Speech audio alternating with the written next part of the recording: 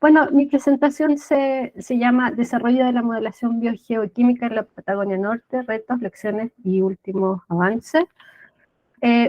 Bueno, la primera pregunta es, ¿qué es un modelo biogeoquímico? ¿Cierto? Entonces, un modelo biogeoquímico es una representación matemática y conceptual de los procesos que ocurren en los ecosistemas marinos.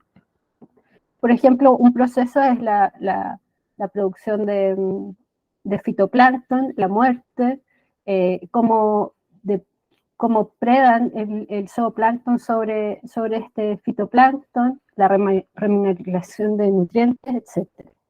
Es un modelo matemático, cada uno de estos procesos es representado por una ecuación diferencial. Como vemos, esta es una ecuación diferencial de la diatomea, donde un término representa la producción, otro la mortalidad, agregación de células y depredación, del zoo o del mesoplancton.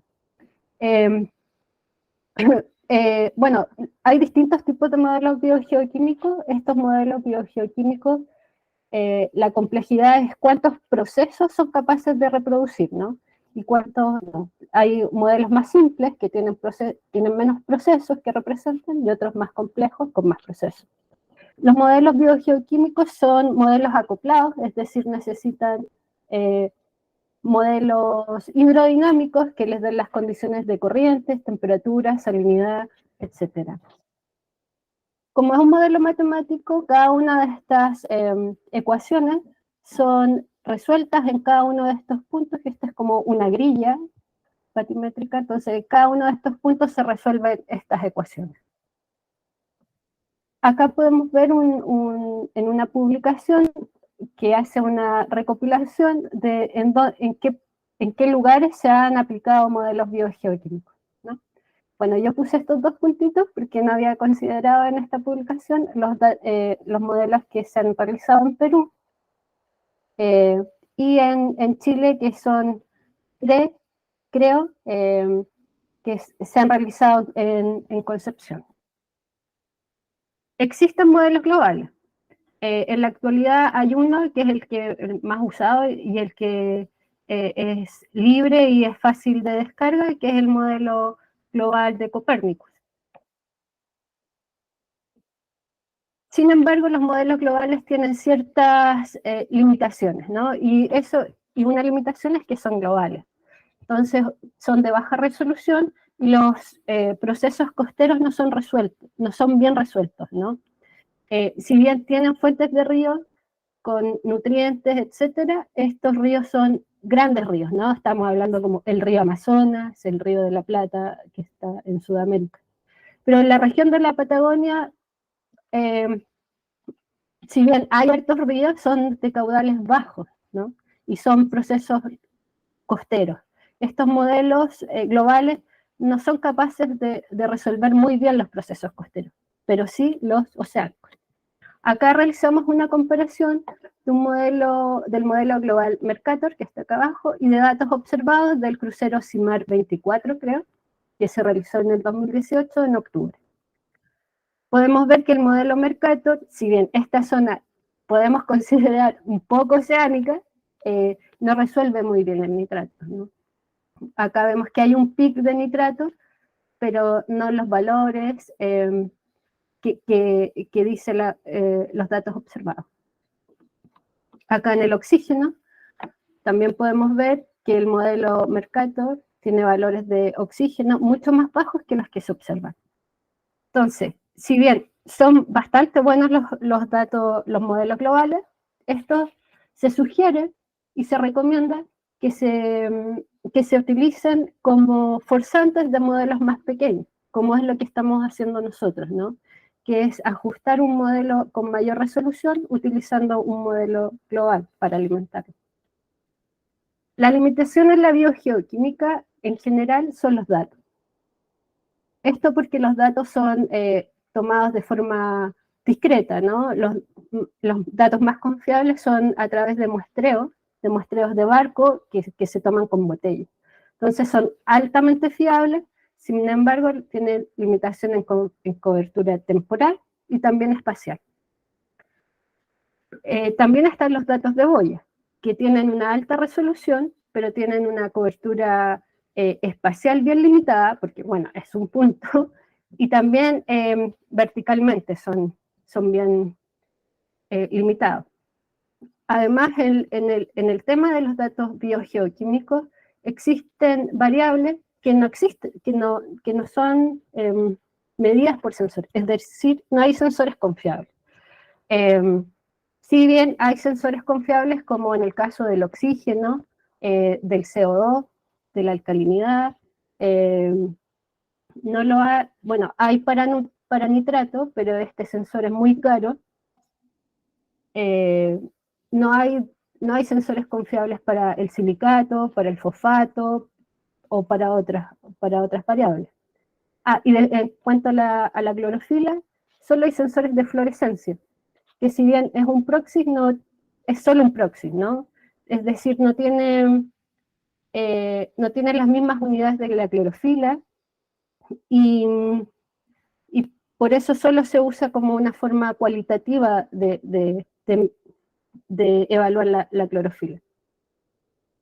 Y por último están los datos satelitales, que tienen una gran cobertura espacial, pero limitada en la vertical, y en el caso de la Patagonia, la nubosidad juega un papel fundamental debido a que no se pueden tomar los datos, ¿no? Por esta cobertura que impide la medición. También en el caso de la Patagonia, si bien la clorofila es un buen proxy, esta publicación y otras sugieren que la clorofila satelital solo podría ser bien resuelta en zonas oceánicas, ¿no? Como que es la zona, la cuenca sur de Chiloé. En la cuenca norte, perdón, de Chiloé, la clorofila satelital no sería tan buena, pero sí otras variables como la fluorescencia. De nuevo, la fluorescencia es un proxy, entonces al evaluar con un modelo biogeoquímico tendríamos el problema de que no son las mismas unidades. Sería solo una evaluación cualitativa. Este es solo en el caso de Chiloé. Si pensamos en el caso de Aysén, donde la fluorescencia de río es bastante alta, tal vez la clorofila no nos sirve y nos sirve la fluorescencia. Pero de nuevo, se nos complica al evaluar, ¿no? Sin embargo, en el futuro yo voy a mostrar evaluaciones con clorofila, teniendo súper en claro estas limitaciones, ¿no? Es solo por un tema de unidades, tal vez, que es más fácil. Bueno, en etapas anteriores lo que habíamos hecho en los modelos biogeoquímicos fue realizar una climatología. Era la primera experiencia, no sabíamos qué modelo utilizar, entonces lo que hicimos fue hacer una climatología con un modelo NPZ, que es un modelo simple, es decir, con pocos procesos, con los procesos como fundamentales de la biogeoquímica, con 4 variables de estado. El modelo Fennel, un poco más complejo, con 6 variables de estado y con un poco más de proceso. Y por último el modelo Pisque, que tiene 25 variables de estado. En aquella época, bueno, si bien tratamos de comparar estos 3 modelos, no resultó muy bien el experimento, porque el modelo Fennel utilizó otras variables, perdón, otros productos para alimentar. Entonces no fue tan comparable, pero sí el NPZ y el Pisque. Eso. Acá podemos ver un resultado, y el resultado, bueno, acá comparamos si las masas de agua se observaban, ¿no? Y las condiciones de oxígeno y nitrato. Para ello usamos los datos de Boya-Argo en una zona relativamente no muy costera, más oceánica. Y pudimos observar, esta es la Boya-Argo y estos son los distintos modelos, los resultados. Y pudimos ver que si bien las masas de agua estuvieron presentes en los 3 modelos, en el caso del Pisque tuvo mejor resultado, ¿no? Porque el oxígeno de esta masa de agua se observaba bien. No llegaba a los valores, pero sí se observaba. Y en el caso del nitrato, lo mismo. Sin embargo, teníamos una limitación, y la limitación era que era súper complejo evaluar la climatología, porque nuestros datos de nutrientes, etcétera, del interior del mar de Chiloé, eran de años desde el 2018 en adelante. Y el 2018 y en adelante pasaron cosas un poco distintas con la clorofila que con años anteriores. No estábamos seguros de si eran condiciones normales o no. Entonces, ¿qué decidimos? Decidimos que para este año íbamos a tratar de evaluar un año, el 2018 y el 2018, porque era un año con el que teníamos hartos datos de nutrientes. Bueno, estos son CTD, o sea, ahí tenemos solo el oxígeno. En nutrientes son un poco menos, pero igual eran hartos en comparación con otros años. Y decidimos usar solo un modelo, y para ello usamos el PISCES. Además, nuestros recursos computacionales mejoraron y y ahora compramos un servidor. Entonces, este modelo complejo con 24 variables se demora en nuestro servidor, para un mes se demora 3 días, lo que es bastante aceptable y bien, y rápido en realidad, no es aceptable, es rápido. Bueno, el PISCES es un modelo biogeoquímico que simula la productividad biológica marina y describe los ciclos biogeoquímicos del carbono y de los principales nutrientes. Y acá podemos ver un esquema de cómo funciona. Para comenzar con nuestro año 2018, decidimos hacer algunas pruebas. Esto nos demoró bastante tiempo, más de lo que pensábamos. Bueno, y acá podemos ver como las pruebas que hicimos. Primero mejoramos la batimetría en comparación con la climatología. Hicimos bastantes pruebas con los valores de los ríos, porque para que funcione el modelo, los ríos también tienen que tener las concentraciones de las mismas variables que tiene el modelo, es decir, nitrato, fosfato, hierro, carbono orgánico particulado, etcétera, ¿no? Diatomeas, todo eso, pero en los ríos. Entonces, fue un trabajo poder encontrar esos valores, hicimos varias pruebas con promedios, después fuimos variando algunos valores, etcétera. También utilizamos más ríos, ¿no? En la climatología usamos 35 fuentes de río, ahora hicimos pruebas con 50 ríos. Esto un poco porque sabíamos que en la climatología faltaba un poco de agua dulce. Creíamos que mejorando esto quizás se iba a mejorar esta respuesta, ¿no? La señal del río, que es importante. Variamos los caudales de río, en la climatología se usó un promedio mensual y basado en una climatología del Flow, que es la herramienta que habló Osvaldo. Después usamos un promedio solo mensual para el 2018 y después decimos, no, ¿para qué? Mejor usemos los diarios. Y así hicimos varias pruebas.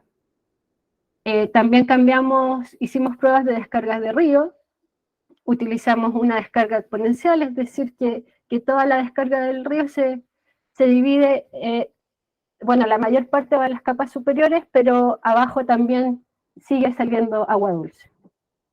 Cambiamos los esquemas de advección, hicimos pruebas de radiación de onda corta para ver cómo variaba,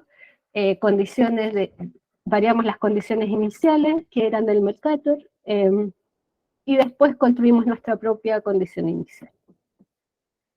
Bueno, estas son algunas cosas que hicimos, ¿no? Resultados de las pruebas que hicimos. Acá podemos ver la batimetría que utilizamos ahora. Aquí vemos una comparación. Abajo está la batimetría antigua y en estas isóbatas blancas podemos ver la batimetría nueva. Vemos que hay diferencias en la plataforma continental de Chiloé, que es bastante. Acá en el segundo gráfico lo mismo. Esta es la prueba de las fuentes de río. Acá observamos estas eran las 35 fuentes de río que utilizamos en la climatología y al principio de correr el modelo, y después usamos estas 50 aquí con todos los valores de sílice, de hierro, de nitrato, de fosfato y de amonio.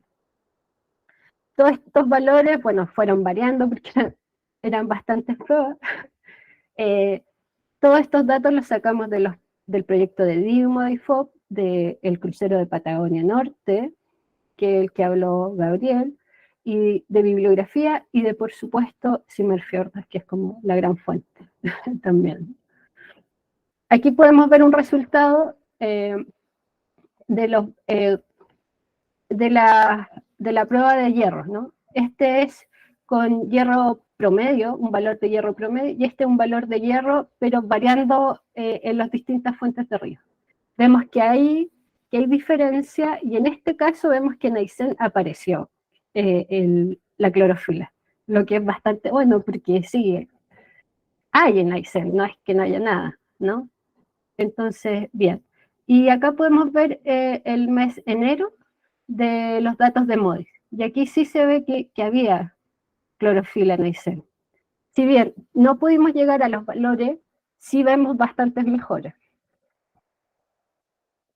Esta es una comparación de radiación de los datos de estaciones meteorológicas en estos puntitos con datos del ERA5, que es nuestra forzante para el modelo biogeoquímico. Los colores son el ERA5 y los puntitos, no sé muy bien, pero los puntitos son las estaciones. También era un poco para ver si existía esta variación latitudinal en los datos de ERA5. Y si de verdad los datos que corroborar si los datos que estábamos utilizando estaban bien, ¿no? Porque para quitarnos esa incertidumbre. Y sí, si bien hay diferencias, es bastante poco, entonces seguimos usando este producto. Bueno, y por último, hicimos una condición inicial basada en datos de IFOP, en datos de CIMAR principalmente, ¿no? Y esto fuera. Estos son los datos que utilizamos y construimos nuestra condición inicial. Entonces, finalmente, nuestra configuración del modelo fue, tiene 42 capas sigma, utiliza datos diarios de flow, 50, usa como forzante atmosférico el ERA5, como forzante hidrodinámico el GLORIS, como condiciones iniciales las que construimos del Simmerfjordas y las condiciones de borde del modelo biogeoquímico global del Mercator. Este es un resultado. Acá podemos ver en el primer panel datos del Sentinel. Vemos que si bien nuestra clorofila modelada no llegó a los valores observados, sí vemos tendencia, sobre todo en enero, ¿no? Que aquí hay más clorofila, aquí igual, acá también, de alguna manera, y esta también, esta bandita, sí, bastante atenuada, pero está, ¿no? Entonces, creemos que vamos por buen camino. Bueno, algo que no mencioné, es que todas estas pruebas se hicieron con enero del 2018. Uy, perdón. Con enero del 2018. ¿Esto por qué? Por una cosa de tiempo, ¿no? Cuando corremos un mes nos demoramos 3 días, en cambio, para correr el año nos demoramos 1 mes y medio. Nuestra estrategia fue tener el mejor enero del 2018 para correr de una vez. Y bueno, y también eso, correr 3 o 4 veces el enero del 2018 para que las condiciones de estabilidad mejoraran. Bueno, entonces la clorofila en verano, si bien los valores están bastante bajos, sí se ve en tendencia. En otoño e invierno el satélite no pudo tener muchos datos, el Sentinel, así que no lo pudimos evaluar bien. Y en primavera también se ve, pero no tan bien como verano, ¿no? Perdón. Otra evaluación que realizamos fue esta. Tomamos los datos de Chiloé y de Aysén, de Chiloé para verano y primavera, y Aysén otoño e invierno, estas son las observaciones para Chiloé, o sea, para verano-primavera. Vemos que esto es oxígeno, que los valores del modelo no están muy bien, ¿no? Está muy oxigenado. Sin embargo, sí está la tendencia de disminución de oxígeno en profundidad. De nuevo, falta un poco de agua dulce, ¿no? De la señal de agua dulce, que es esta, que si bien hay algunos puntitos, no está bien lograda. Lo mismo en el nitrato, ¿no? El nitrato aquí tiene agua dulce y acá más o menos, ¿no? Y de nuevo, aquí hay más nitrato, es decir, está sobreestimado el nitrato en el modelo, en los observados hay menos nitrato, sin embargo, de nuevo, hay menor nitrato en superficie y más en el fondo, y esto sí se logra. Pero los valores no están muy bien. En Aysén es totalmente distinto, no es distinto, ¿no? Pero es más difícil verlo. En Aysén, otoño-invierno, vemos que el oxígeno está muy alto, muy, muy alto. No logra ni siquiera, si bien hay cierta diferencia, hay una disminución en profundidad, esta es muy baja. Y el nitrato, lo mismo. Esta es una diferencia que hicimos, lo que hicimos fue en los primeros 20 metros, tomar un promedio del observado, el modelado, y esta es la diferencia. Entonces, espacial. Vemos que acá en Chiloé fue el mejor ajuste en oxígeno en los primeros 20 metros, y esto en Chiloé, y en Aysén, que fue en otoño y en invierno, el peor ajuste fue acá, ¿no? Este es como en los canales interiores de Aysén. Pero en esta zona estuvo bien, acá un poco menos, hubo una diferencia de 1 ml por litro. En el nitrato podemos ver que el mayor ajuste estuvo en Aysén, ¿no? En otoño-invierno acá. Y el peor ajuste estuvo en Chiloé, sobre todo en este fiordo del Comau, que fue de menos 15, bastante alto. Conclusiones. Bueno, la clorofila mostró bajas concentraciones, sin embargo es bastante alentador que pueda replicar los patrones espaciales y temporales. El modelo fue capaz de reproducir los niveles, la disminución de niveles de oxígeno en profundidad es positivo, sin embargo, en general estuvieron bastante sobreestimados. Y eso nos puede indicar que le falta mezclarse al modelo. Creemos que, perdón, no mezclarse, sino que alcanzar la estabilidad del modelo nos falta, ¿no? Que todavía están imperando estas condiciones iniciales y necesita que las condiciones de borde se propaguen. Para eso creemos que fue insuficiente estas 3 o 4 corridas de enero, ¿no? Tienen que ser más. Bueno, lo que pasa es que no pudimos hacer más porque teníamos que entregar el informe, estábamos bien pasados. Y por último, el nitrato modelado presentó altas concentraciones. General, sin embargo, esta disminución arriba, este patrón de arriba menos nitrato y aumento en profundidad, sí se replicó bien. Sin embargo, hay que revisar de nuevo los datos de la condición inicial, creemos, que es eso lo que está causando ruido. ¿Cómo seguimos? Bueno, creemos que debemos seguir simulando el 2018 para alcanzar la estabilidad, esto por lo que ya les comenté. Probar la parametrización para la descarga de río, creemos que si bien mejoró con esta descarga de río exponencial, es decir, que hay más agua en superficie y disminución en el fondo, tiene que ser todo arriba, ¿no? Para que se vea la señal. Porque aumentando los caudales o las fuentes de río, si bien hay más ríos, estos caudales son muy pequeños, entonces quizás no es por ahí, sino que cambiando esta parametrización.